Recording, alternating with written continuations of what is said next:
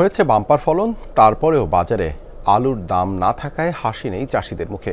জমির ইজারা আর উৎপাদন খরচই উঠছে না তাদের। কৃষকের অভিযোগ, হিমাগারে আগের চেয়ে দ্বিগুণ মূল্যে আলু রেখে এখনও সিন্ডিকেটের থাবায় তারা অসহায়। অনেকেই বুকিং দেওয়ার পরও হিমাগারে আলু রাখতে পারছেন না।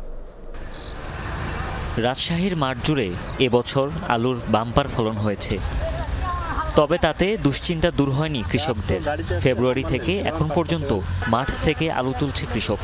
জমি থেকেই আলু বিক্রি হচ্ছে কেজি প্রতি 10 থেকে 12 টাকায়। এত অল্প দামে আলু বিক্রি করে কৃষক লোকসানের মুখে পড়েছেন।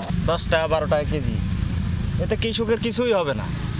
যে খরচটা তো উঠবে না, আবার আপনার যেমন ধরলেন ধার দেনা পাওনা করে আলুটা করা, লেবার খরচ, আলুর বীজ খরচ, সার খরচ, পানি খরচ দিয়ে দেখা যাচ্ছে যে আমাদের পকেট থেকে এবার যাবে। উৎপাদন ভালো, কিন্তু এই আলু এখন কাঁচা। আমি যদি বিক্রি করতে যাই 8 থেকে 10 টাকা কেজি, কোল্ড স্টোরেজে রাখতে যাব, ওরা 8 টাকা কেজি হিসাবে আমার থেকে ভাড়া নেবে। তা আমি এই আলু নিয়ে কি করব?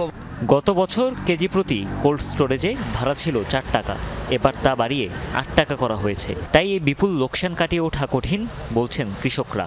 ভাড়া নিয়েছে আপনার, এবার ধরছে 8 টাকা ভাড়া, গতবার ছিল 4 টাকা ভাড়া, এখানে 4 টাকা কৃষকের লস। নতুনভাবে একটা স্টোরের একটা বিষয়তে এতে মনে হয় না যে এবার আলুতে বিগত দিনের মতন মানুষ একটু লাভবানের জায়গায় আসবে।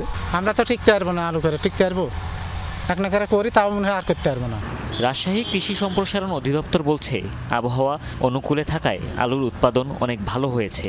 কৃষক, আলু ব্যবসায়ী ও কোল্ড স্টোরেজ মালিক সব পক্ষই যেন লাভবান হয় এমন সিদ্ধান্ত নিতে যাচ্ছে তারা। কৃষক আলু রেখেও যাতে লাভবান হয়, এবার কোল্ড স্টোরেজ তাদেরও তো একটা লাভ ক্ষতির ব্যাপার আছে।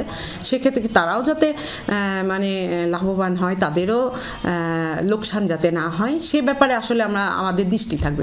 কৃষি সম্প্রসারণ অধিদপ্তরের বিভাগীয় কার্যালয়ের তথ্য অনুযায়ী চলতি মৌসুমে উত্তরাঞ্চলের 16 জেলায় 3,65,000 হেক্টর জমিতে আলুর আবাদ হয়েছে।